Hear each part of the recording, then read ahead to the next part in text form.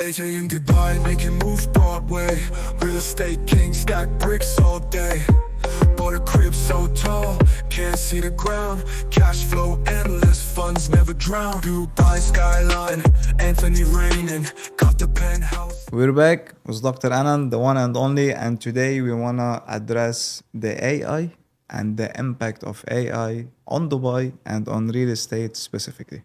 Okay, excellent. Firstly, AI is the future for everywhere on the planet.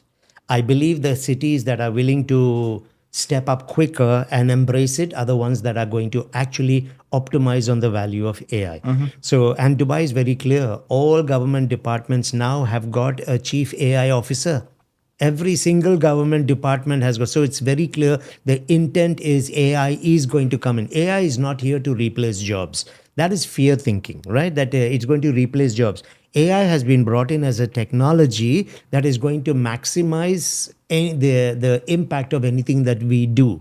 So people who are afraid that AI is going to replace them are the ones who probably should anyway be replaced in the job. You're not confident that you've been doing well. Value, Exactly. So for that matter, you would have been replaced by anybody else. It was only a matter of time. So people shouldn't be looking at it like that. Dubai is proactive. We are a futuristic city. We're going for cognitive cities in the future. We're going for smart cities. We're going for IoT controlled infrastructures. How is it possible that we would not embrace the benefits of AI?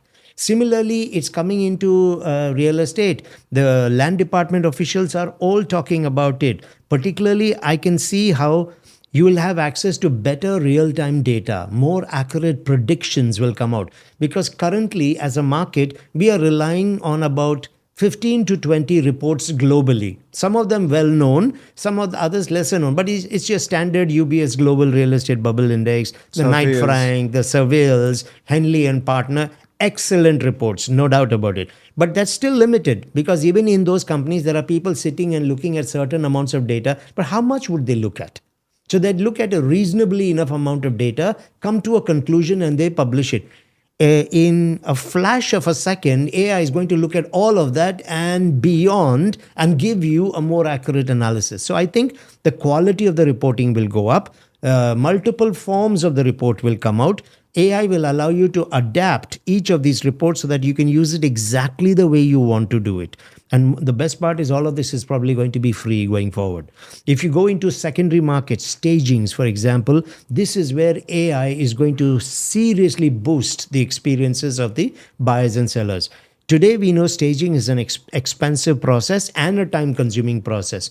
So, and how many different sets of furnitures am I going to bring in and set up and then do the video shoots? With AI today, I simply need Virtually. the floor plans. Just the floor plan. Does it all for you. I can put into that, I want Asian themed minimalist designs, or son is an outdoor sports enthusiast. I want his room to be designed like that. My daughter's a bit of a Barbie doll. I need that kind of room. Pinkish. Yes. So whatever it is, I can choose the design and I can flick through thousands of designs in seconds. Correct. When people cannot visualize how their home would look, here is AI doing it for you. So now I can make better decisions, informed. So it's really going to help brokers who are in the secondary market from the seller side as well as the buyer. So I think we need to learn to embrace this technology rather than avoid it and delay coming onto it.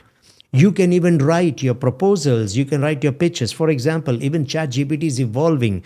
Today, people are not using it the right way. For example, let's take a simple example. I want to write a motivational speech for graduates from a financial degree for a financial degree. So people are saying, I want to write an aspirational message to help these people to make the right start in life. That's how people are using it. Wrong. You can say what I need is an aspirational message so that I can help graduates focus in how to start their life correct. 60% of my audience will tend to be left brain people because these are numbers and analytical people. So I want the speech to be written out in analytical language so that my audience can relate to it better. Today, ChatGPT is more human than us. And so this is the beauty of using something like this. Okay, you have to write out a proposal, but you want to write it to a CEO of a bank. He's a left brain thinker. He's a challenger. Put it onto ChatGPT and say, I need to write a proposal to a CEO who is challenger profile in his thinking and decision making approach. Why wouldn't we use that? So there is so much of benefit coming out of it. It's instead of fearing it and avoiding it, embrace it. It is going to make your life a whole lot easier. Your data quality is going to be very good. And I think what will happen in Dubai is now, since everybody will have access to this kind of information, you'll have better informed buyers and sellers armed to the teeth It will enhance the who quality can literally in the sit market. with you there. And so it is going to raise the bar in terms of brokers. Maybe that could be a reason why some people might have a little bit of a concern about it. Actually, it's great that you mentioned this, because this was my next question. It's about like the mindset of people who are representing the city, whether they are residents, whether they are real estate brokers. It's just like I see mega difference. So you have the well-informed, the positive, the one that they are following actual figures and keep saying to people nothing to worry about. And then you have the brokers that they are taking the doubts of those abroad investor and just kind of putting it in their own head. Tell me more about this. Okay, I believe with many of these brokers, even without AI coming into the picture, I mean, AI is now becoming the big thing, right? We've been doing this for years. Correct. Right. I believe it is the intent that you have. The first thing in your intent is you should even know, why are you in real estate in the first place? Honey will always attract flies. I keep saying this, right? But that's just not real estate. That's just not Dubai. Any booming market where there's a potential to make money, people are going to show up. Now, this could be brokers. This could be the agencies themselves. This could be even developers. Have you seen the number of developers coming in? Many of them genuine, wanting to be part of a market that is having a bright future. Many who are opportunists and who have just come in here to make a fast buck. They're all there. So when we come to this attitude and this mindset of these brokers, I think it's very important for them to sit down and examine their own intentions. Why are they in this market? Money is a result of what you do. Focus on becoming more effective in what you do. You will actually make more money. Now, for that, I believe it is intent, content, and approach. All these three are important. The intent is something you don't have to tell people. It becomes clear in the manner in which you speak. The quality of the data that you're sharing with people shows that this man has spent his time studying so he can give me good answers. Intent is demonstrated clearly from that. I don't have to come to you and say, it is my desire that you get the best opportunity. You don't even need to do that. How you have learned it and how you present it will actually give that intent. The second thing is, when your intent is not accurate, you're a short-term player. You're a hunter.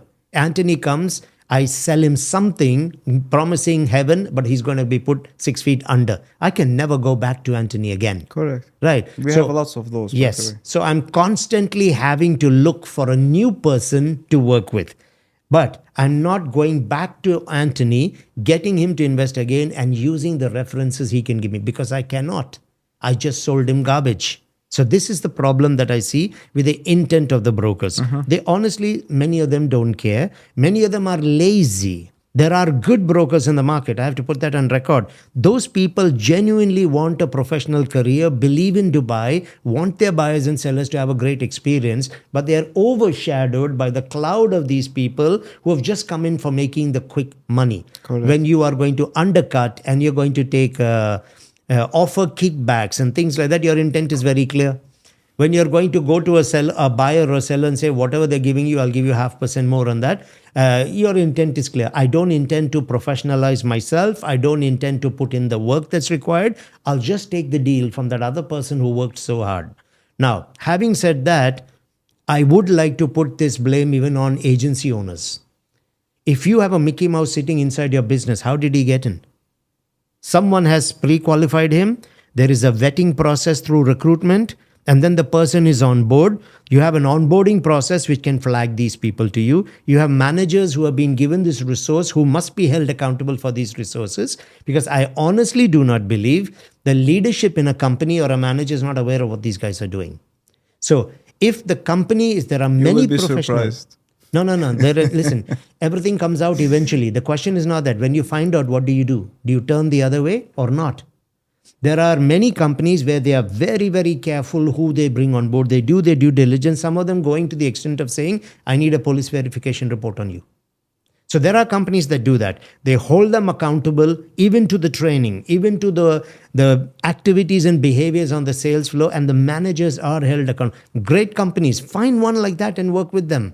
Because you know the company has the right intent and the right approach, and the content is there in that company for you.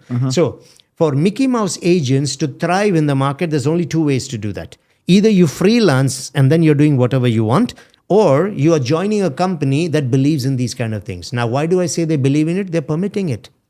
They're not really doing anything to stop it from happening. So I would say some agency owners would also have to take the blame for what is happening in the market. There are good agency owners, but there are those who are questionable. You go up to the developers, it's the same thing. You will have developers, good intent, conscious of their brand, wanting to add value, contribute to the real estate landscape and the brand Dubai. But there are those who are here just for a fast buck, put anything together, sell it in any which way possible, and they do not even create responsible teams to represent their brand. So it's happening right across.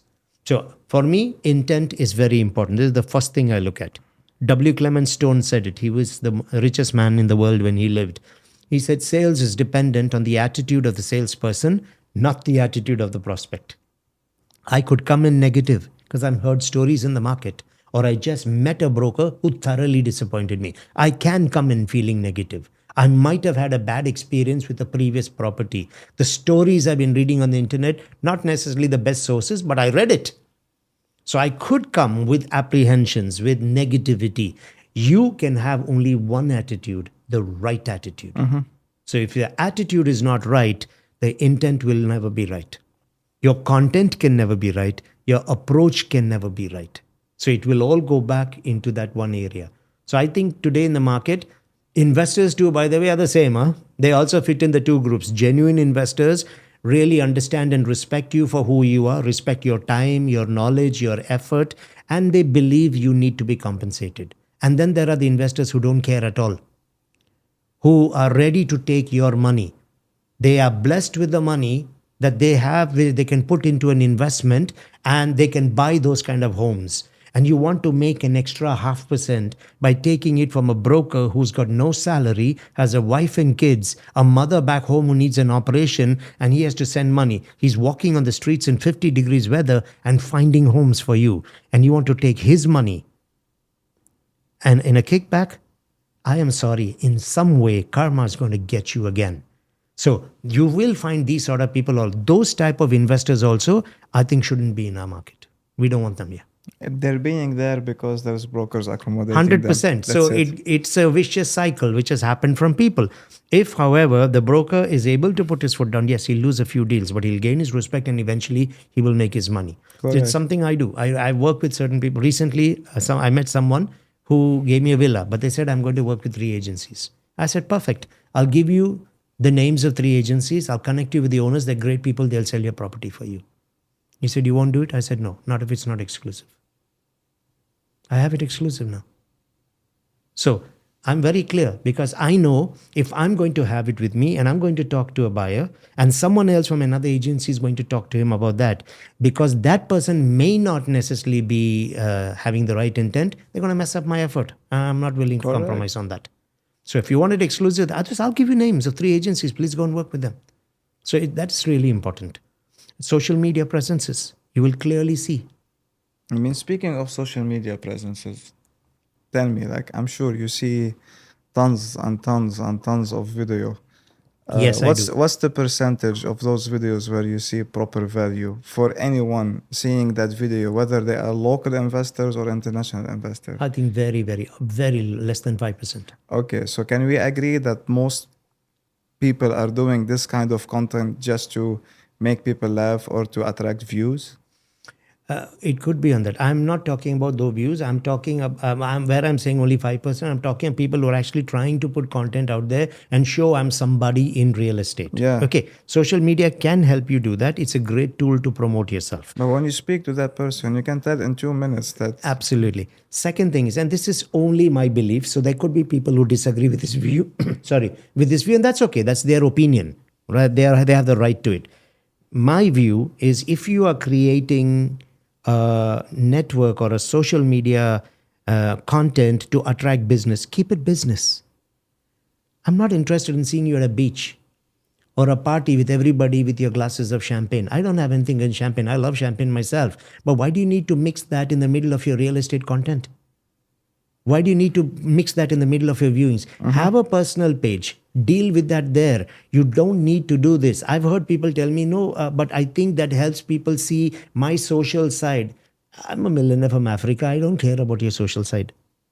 But I need to know that the person I'm meeting is relevant. So this is very important. I found people have mixed the two. Yeah. What happens now is I don't have a clear idea about who you are. You can go to my social media. You won't find one single personal post ever. So that's very important. Today, my business is 100% referral purely because of my social media. Because they said, okay, when I go there, I know what I'm getting. One tip I could give, which people, if they take it seriously, will help. Create content, but you need to make your content relevant. What do I mean by relevant content? Relevant content has longevity, which means people can see it 6 months later and it still has value. So I see a lot of posts about viewings and about a villa available, an apartment. Nothing wrong with that. All right. But you need to understand if that's the only kind of post that you have, that has very limited lifespan. Once the villa is gone, what do you do with that? One. Secondly, I may not be looking for villas. I might be wanting an apartment or commercial space. So it doesn't, your reach is very limited and for a short period of time. Have that to show you're active, you have listings, and that you're actually with your boots on the ground. That's okay. But put relevant content. So for example, if you put a video or a podcast or a post about the Dubai economic agenda, for the next 9 years, people can look at that content. Because maybe someone gets access to your Instagram or TikTok or YouTube channel 1 year later. 1 year later, they're not interested in looking at you standing in front of a villa. But they might be still interested in understanding what is this agenda about. So the strategy here is put relevant content that is a bit longer in terms of shelf life. This is what will attract people to your platforms more in the future. So you can have short-term content, but if you're not having long-term content, you will not really grow large number of followers on it. Let's move to a different topic, something more positive. Let's go to expansion. Let's speak about Expo City. Expo City, excellent. Okay, again, late last year, end of Q3 is when Sheikh Mohammed announced a 10 billion dirham expansion of the Expo City. Why the expansion of the Expo City? Because Dubai South is going to become the center of everything that's going to happen in the future. And we already saw the impact when we had the Expo in that area. So Dubai South now is part of the 5th area being developed under the Dubai Urban Master Plan 2040. And one of those areas is the Expo area where you're going to have industry, commerce, logistics, exhibitions coming up in that area. That's why you have the biggest airport in the world. Right there, you have gate number 5 leading to the 4th largest port in the world, Jebel Ali. DP World is sitting right there to be able to reduce the downtime between air cargo and sea cargo. Now, the Expo as such has got a 5-area expansion plan, 10 million dirhams being put into it. You have Expo Hills, which is towards the north of the community, which is a low density, high end use community. So homeowners who are looking for higher home values are going to come into that place. It's like a gated community. The second is called Expo Fields. Expo Fields is coming to the south of that community. And that is going to be, it's going to have a school, it's going to have sports fields, it's going to have recreational area, outdoor performance area. So the health enthusiasts and the outdoor lifestyle people would be looking at that area. The third area is called the Expo Business, which is going to be more of a dormitory styled lifestyle opportunities along with smaller startup businesses that are focusing on innovation, future technologies. The fourth is Expo Downtown, which is going to be an urban dense population. It starts from the metro area, goes all the way towards the east, and at the heart of that is the exhibition center. And the fifth area that's coming up in there is called the Expo Valley or the Expo Forest, which is going to have a lot of education, social, recreational activities. These are the 5 areas. DP World has shifted their headquarters into Expo City because they're going to manage a lot of the functions in that area, as well as having the Yiwu Chinese markets there. You have 168 square kilometers of industrial zone being developed there, and you got the Dubai ports right across. So that is where, that's Expo DEC. The biggest exhibitions in the world are going to start coming into that area because we have shown our ability to handle it with the Expo.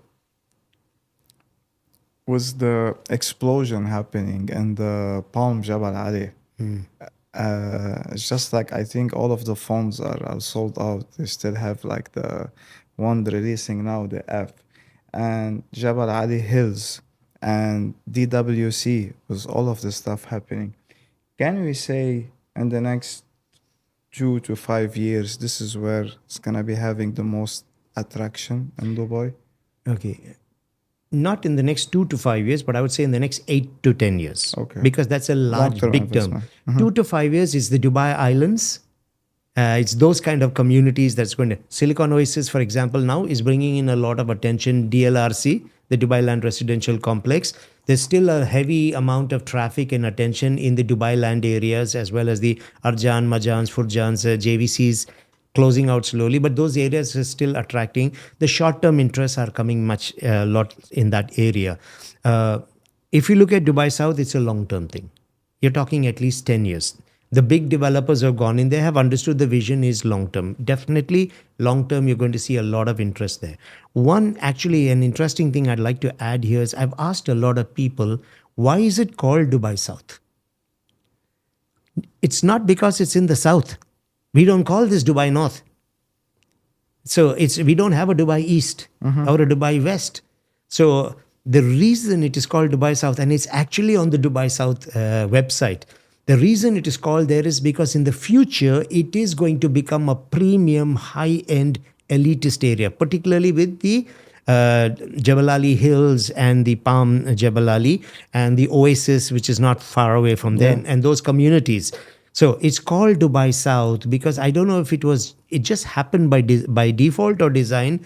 In many of the popular cities in the world, the south in the cities have been premium areas like South London, where you have all the elite cafes, museums, art, culture. You have look at Miami, South Beach.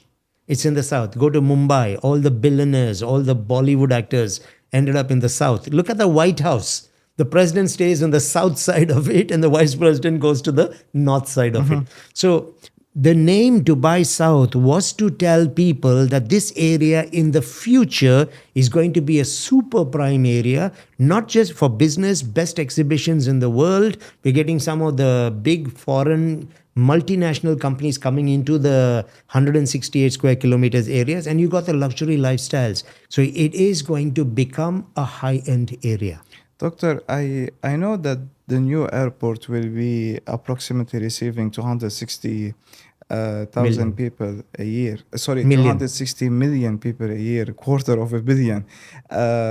Do we have any information how many employees will be working in that airport? No, I think it's a bit early for that information. I mean, like haven't been able to see it. if an investor wants to think about it, they were like, okay, if I'm having all of the captains over there, all of the Emirates captains at least, and these guys, they have accommodation over 400,000 dirhams per year.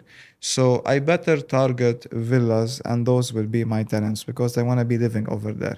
Then the people who are coming for the affordability that they're looking for studios, 1 and 2 beds, so they need like to see like how many people will be working in those airports that they can, because they want to be living next door or a walking distance from it.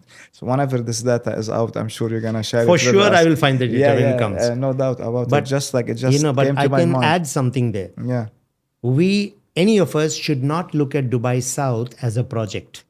Dubai South is like a city. It's a centropolis. It's going to be a whole city. So if it's a city, you will have to have the super high-end lifestyles. You'll have to have the tier 2 and you'll have to have a tier 3 as well. In that 168 square kilometers, multinational companies are coming in. The greenfield investment companies are all coming in. There will be CEOs who will be looking for these large, expansive mansions in there. There will be managers who might come into the tier two. There will be supervisors and Of course, employees who come managers, into tier directors, three. yeah. So there is a lot that's coming up in that area. Therefore, I believe because it's like a city, I think the best community that gives you that example is Dubai Hills Estate.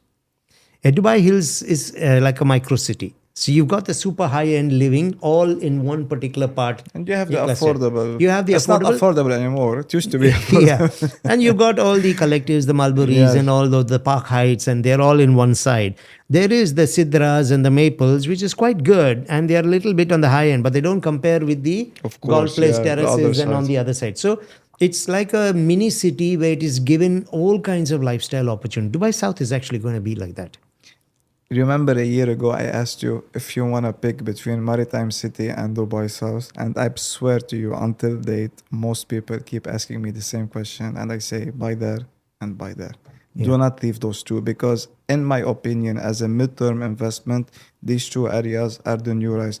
Now we're seeing what's happening, as you said, like people are going to Dubai Island. Mean like the beachfront side is almost packed. There's nothing else. We've seen now the government doing the Mamzar beach as like the women beach only, and first one. having that size and activities. So yeah, I think we are almost done from the beachfront property, unless if they want to create an island in the middle of the ocean, that's something else. Yeah.